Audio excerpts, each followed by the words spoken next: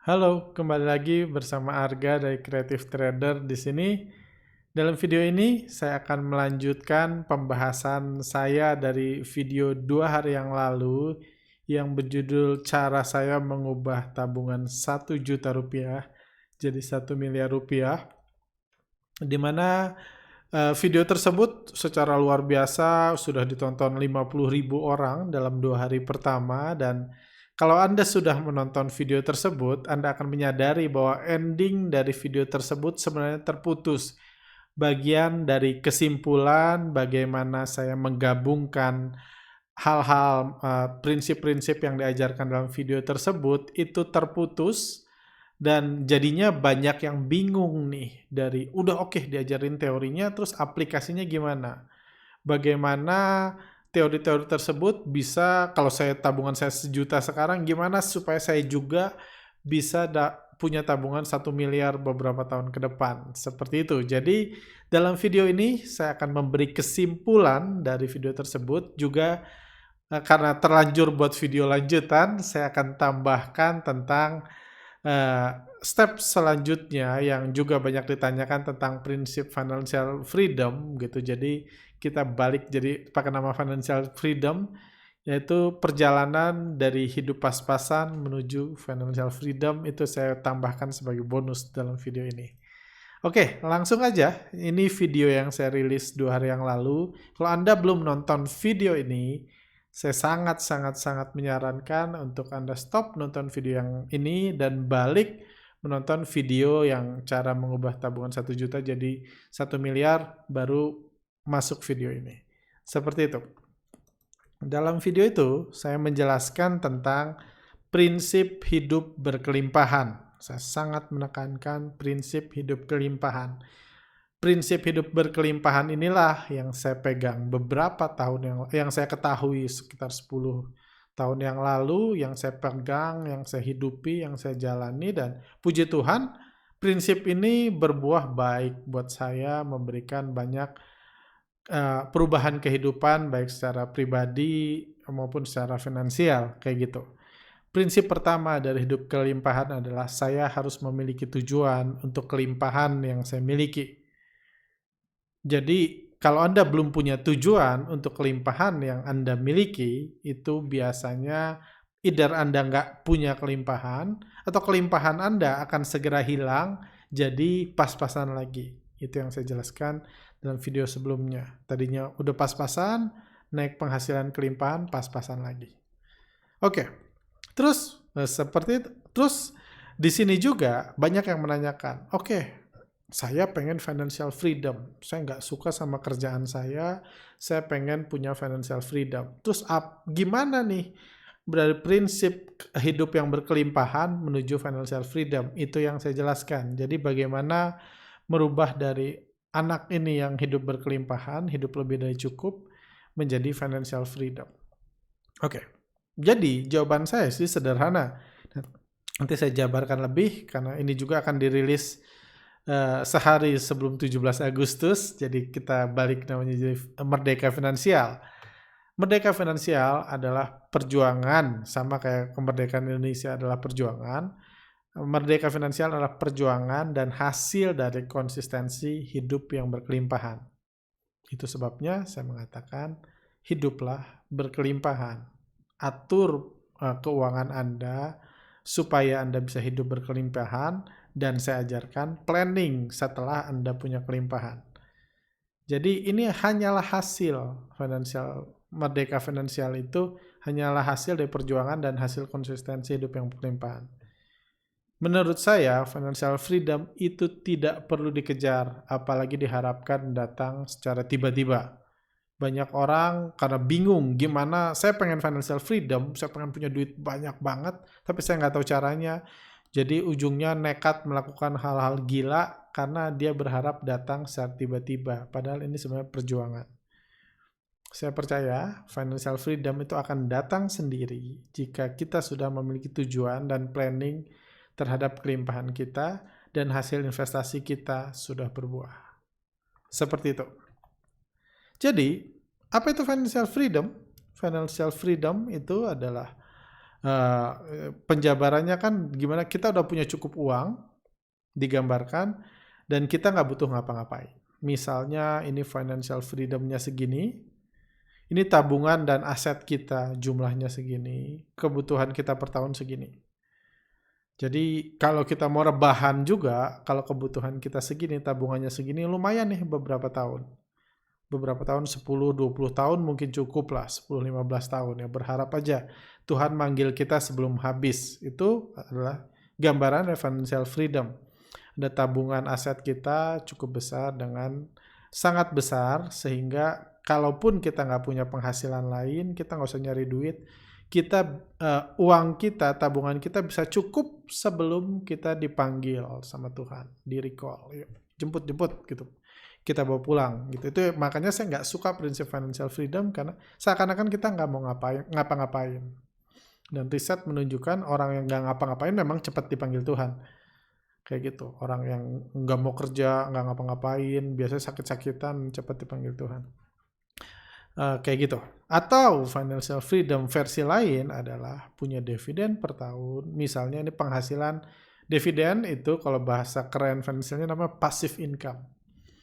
Artinya uang masuk terus ke tabungan kita meskipun kita rebahan, nggak ngapa-ngapain. Jadi konsepnya nggak ngapa-ngapain, makanya saya nggak suka. Cuma ya inilah prinsip financial freedom, dan saya akan ajarkan gimana merubah hidup yang berkelimpahan menjadi financial freedom. Ini dividen per tahun segini, kebutuhan per tahun segini. Jadi kita bisa hidup terus nih.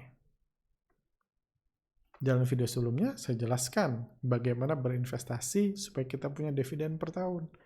Punya aset, tabungan atau aset yang besar, kayak gitu.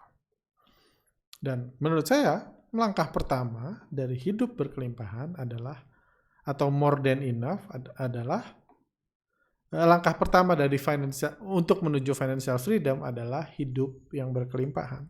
Sesimpel itu. Kita hidup berkelimpahan. Jadi kalau Anda mungkin belum bisa, kalau Anda lihat tabungan Anda, belum cukup nih rebahan. Kalau saya rebahan 2 tahun, kalau nggak cepat-cepat dipanggil Tuhan, saya udah kekurangan, hilang financial freedom saya. Karena tabungan saya misalnya cuma 100 juta gitu. Nanti saya 2 tahun, kalau belum mati gawat gitu kan. Jadi tentunya kurang pas jadi banyak yang belum punya cukup tabungan, atau banyak belum punya cukup dividen. Terus tapi kalau mimpi Anda punya financial freedom, apa yang harus Anda lakukan adalah pertama adalah mulai hidup berkelimpahan. Dalam video sebelumnya, saya jelaskan bagaimana merubah hidup pas-pasan jadi kelimpahan. Caranya simpel, yaitu peningkatan penghasilan atau penurunan pengeluaran. Cuma itu kok caranya. Matematik sederhana. Di situ digambarkan kalau penghasilan kita segini, pengeluaran kita segini, itu pas-pasan. Hidup pas-pasan. Kalau mau kelimpahan, kita harus punya tambahan penghasilan. Kerja lebih keras, punya side job, lembur, dan lain-lain, tambahan penghasilan. Ini satu cara hidup berkelimpahan. Ada juga bilang, tapi susah nih, saya nggak kepikiran gimana punya penghasilan lebih. Kalau Anda nggak bisa punya penghasilan lebih atau belum bisa, hal pertama yang harus Anda lakukan untuk hidup kelimpahan, Anda audit lifestyle Anda yang nggak perlu dikurangin. Anda audit kebutuhan dasar Anda atau diefisiensikan supaya Anda bisa berhemat dari kebutuhan dasar, supaya Anda bisa punya kelimpahan, selisih antara penghasilan dan pengeluaran. Gitu aja, sesimpel itu kok. Dari kelimpahan ini adalah langkah pertama Anda menuju financial freedom. Ini yang akan merubah tabungan Anda dari 1 juta jadi 1 miliar. Itu pertama adalah mulai putuskan hidup berkelimpahan. Jadi financial planning-nya adalah dari kelimpahan itu. Kita cuma bisa berencana menggunakan uang kalau kita punya uangnya kan. Kalau nggak punya uangnya, apa yang mau direncanakan? Jadi Anda pertama either harus tambah, kalau Anda pas-pasan sekarang, tambahan penghasilan, atau kurangi pengeluaran. Matematik sederhana, baru kita punya financial planning. Kita harus punya tujuan juga. Kalau mau melakukan ini, kita harus punya tujuan mau kita apain. Dan video itu menjelaskan tujuannya. Saya menjelaskan prioritas dari kelimpahan versi saya. Ini yang saya pelajari, ini yang saya dapatkan 10, 11, 12 tahun lalu, saya lupa. Yang itu berhasil merubah kondisi finansial saya. Pertama, prioritas dalam kelimpahan yang saya dapatkan, yang saya pegang adalah pajak. Ya, pajak harus, karena itu hak pemerintah. Selama saya tinggal di Indonesia, saya harus nurut ke peraturan di Indonesia, jadi pajak. Dan yang saya highlight adalah giving, memberi. Dalam video itu saya jelaskan kenapa memberi harus jadi prioritas pertama bagi saya. Kenapa? Karena memberi adalah berlatih untuk merasa cukup. Dengan kita memberi, kita berlatih untuk mencukupkan hidup kita. Orang yang nggak pernah merasa cukup, nggak bisa memberi. Sementara berkelimpahan adalah more than enough, lebih dari cukup.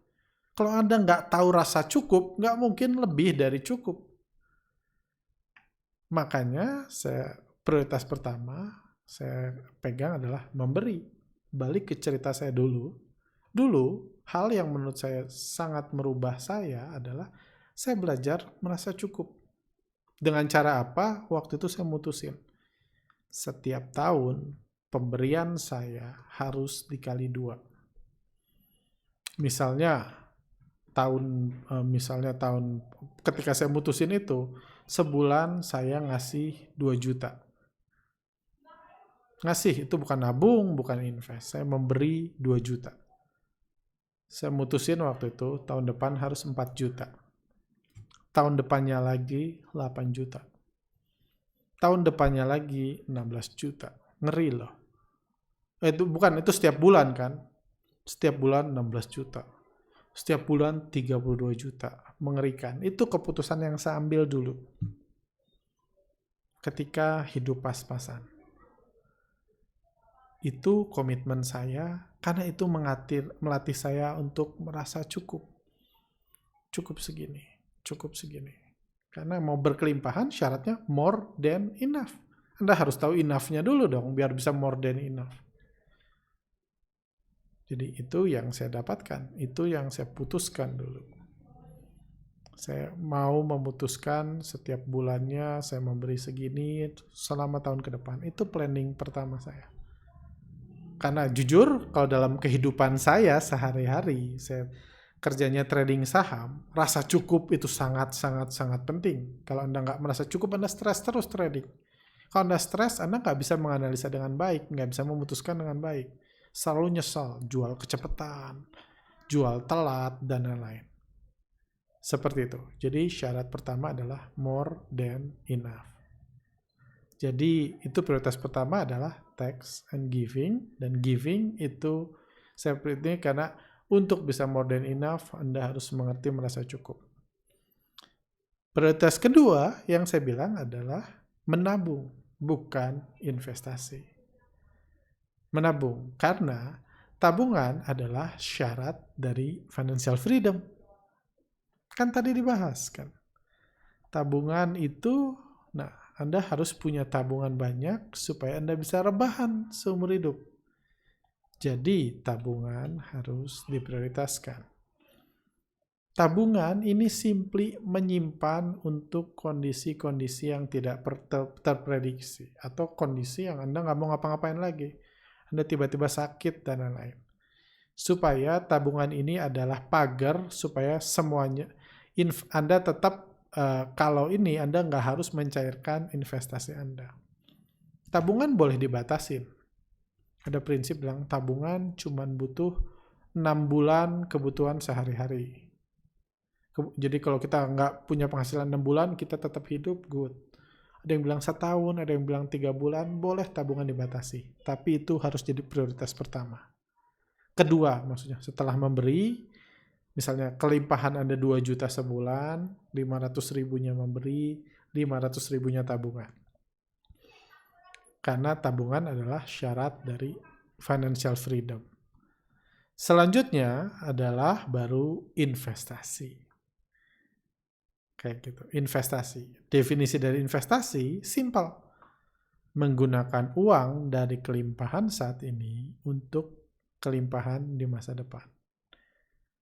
Saya punya uang lebih 1 juta bulan ini. Gimana saya udah memberi menabung masih punya 1 juta. 1 juta ini harus saya apain? Harus saya apain ke depan supaya saya punya kelimpahan kalau bisa lebih besar di bulan-bulan yang akan datang, di tahun-tahun yang akan datang. Itu adalah definisi investasi, menggunakan uang kelimpahan saat ini untuk mendapatkan kelimpahan di masa depan. Itulah tujuan investasi, meningkatkan penghasilan, mendapatkan dividen, atau peningkatan future value. Itu investasi. Bolak-balik di situ. Kan kalau mau financial freedom harus punya ini kan. Tadi udah dibahas. Harus punya passive income alias dividen. Atau harus punya penghasilan besar yang ditabung, jadi kita bisa rebahan seumur hidup. Atau punya aset yang di masa yang akan datang nilainya sangat besar, jadi aset itu bisa kita jual dikit-dikit untuk menghidupi kita, walaupun kita udah nggak cari duit lagi. Itulah tujuan investasi. Jadi setelah Anda memberi, Anda berarti merasa cukup, menabung untuk keamanan Anda, baru sisanya Anda investasikan. Supaya Anda punya kelimpahan yang lebih besar di masa yang akan datang. Bolak-balik ke situ aja kok. Investasi yang saya jelaskan di video itu adalah, prioritas pertama adalah untuk diri sendiri. Kedua adalah untuk bisnis sendiri, kalau Anda punya bisnis. Peningkatan. Kenapa? Prioritas ini fokusnya adalah peningkatan pendapatan. Supaya pendapatan Anda meningkat per bulannya. Anda bisa merasa cukup, Anda punya pendapatan yang meningkat, lama-lama kelimpahan Anda tambah besar. Kelimpahan Anda disalurkan lagi, buat memberi iya, buat menabung iya, buat investasi lagi iya. Jadi itu fokusnya. Investasi prioritas pertama untuk diri sendiri. Kalau udah cukup, saya nggak tahu nih mau les apa, mau sekolah apa, mau belajar apa. Saya rasa nggak ada yang strategis yang perlu saya lakukan saat ini. Bisa untuk bisnis sendiri. Saya nggak punya bisnis. Oke, Anda bisa cari partner untuk bisnis. Di masa pandemik ini banyak orang butuh likuiditas, butuh cash. Mungkin bisnisnya bagus, tapi dia nggak punya cash, modalnya itu Anda mungkin bisa bantu. Silahkan. Anda cari penghasilan untuk mendapatkan dividen. Anda mendapatkan dividen, jadi Anda dapat bulanan. Penghasilan bulanan, tahunan, itu prioritas ketiga. Lalu untuk bisnis orang lain. Saham salah satu contoh investasi untuk bisnis orang lain. Anda nggak punya kendali sama yang punya bisnis. Mau dia bagi dividen atau enggak punya kendali. Anda nggak punya kendali, bandarnya mau naikin harga sahamnya atau nurunin harga sahamnya, Anda nggak punya kendali. Itu prioritas keempat. Ini bukan berarti jangan trading saham ya. Cuma kalau uang Anda pas-pasan dan Anda merasa diri sendiri aja masih banyak yang bisa dipelajari, gunakan kelimpahan Anda buat diri sendiri dulu supaya pendapatan Anda nambah. Karena kalau pendapatan Anda nambah, Anda bisa mengembangkan yang lain. Bisa buat bisnis kalau punya waktu. Bisa untuk bisnis partner, untuk mendapatkan dividen yang Anda bisa punya kendali terhadap bisnisnya. Buat bisnis sama teman Anda misalnya, dari kelimpahan itu. Atau buat bisnis orang lain, buat invest di saham dan lain-lain. Kayak gitu. Karena pada akhirnya inilah yang Anda butuhkan untuk bisa punya financial freedom. Inilah yang Anda butuhkan untuk tabungan Anda bisa pelan-pelan bergerak naik. Anda punya dividen dari keuntungan lebih besar. Tentu butuh proses. Untuk cari bisnis partner butuh proses. Makanya saya bilang financial freedom itu perjuangan. Step by step by step by step, dimulai dari hidup yang berkelimpahan. Keputusan untuk hidup yang berkelimpahan. Dari mengetahui bagaimana merasa cukup. Setelah itu Anda dapat peningkatan dividen dan lain-lain. Ujungnya Anda dapat seperti ini kan. Anda tabungan, aset Anda bisa pelan-pelan nambah. Kebutuhan Anda juga terkendali. Bukan berarti kebutuhan Anda itu nggak boleh nambah. Boleh-boleh aja kok. Boleh-boleh aja nambah. Tapi kalau Anda terlatih memberi, Anda tahu kapan merasa cukup. Itu yang penting. Itu yang makanya saya bilang itu prioritas pertama. Atau kalau Anda punya dividen dan lain-lain, itu ada nyuntik bisnis orang dan lain-lain dapat ini, Anda bisa punya dividen besar yang mengalahkan kebutuhan per tahun Anda. Ini juga yang sedang saya kejar. Gimana saya punya dividen besar? Bukan karena saya pengen rebahan. Saya nggak ngerasa, saya lebih suka konsep hidup berkelimpahan daripada financial freedom. Karena saya senang kerjaan saya nggak mau pensiun. Mungkin pindah dikit, prioritas waktunya pindah, kayak gitu. Tapi tentu menyenangkan.